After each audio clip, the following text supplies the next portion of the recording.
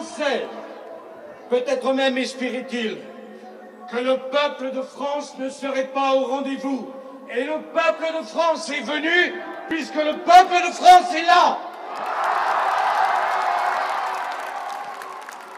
Le peuple de France est venu de tous les quartiers de Paris, de toute l'Île-de-France, de toutes les provinces, de toutes les villes. Il est même venu de nos territoires d'outre-mer. J'ai donné rendez-vous à la France que l'on n'entend jamais, parce qu'on ne lui donne jamais la parole. J'ai donné rendez-vous à la France qui affronte les difficultés de la vie, sans jamais rien demander, parce qu'elle a trop de fierté. J'ai donné rendez-vous à la France qui souffre sans jamais se plaindre, parce qu'elle a trop de pudeur. J'ai donné rendez-vous à la France qui ne proteste pas, à la France qui ne casse pas, et à la France qui en a assez que l'on parle en son nom avec des idées qui ne sont pas les siennes.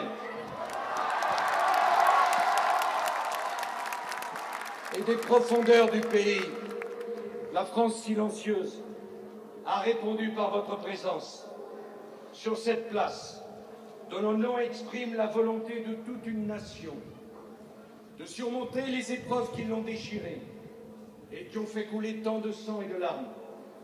Les cœurs des dizaines de milliers de Français qui se trouvent rassemblés sur cette place battent à l'unisson des cœurs des millions de Français qui, dans toutes les villes et dans tous les villages de France, s'interrogent avec inquiétude sur l'avenir de la France. C'est Bonaparte, l'Italien, qui a le mieux parlé de ce lieu, la Concorde, où commencent et finissent depuis 2 siècles toutes nos tragédies nationales. La place de la Concorde, dit-il, est une idée. Ce n'est pas une place, c'est une manière de penser.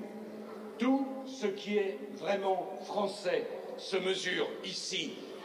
Eh bien, la vague immense qui submerge aujourd'hui le cœur de Paris porte cette idée de la France comme une irrésistible espérance. Vous êtes la France.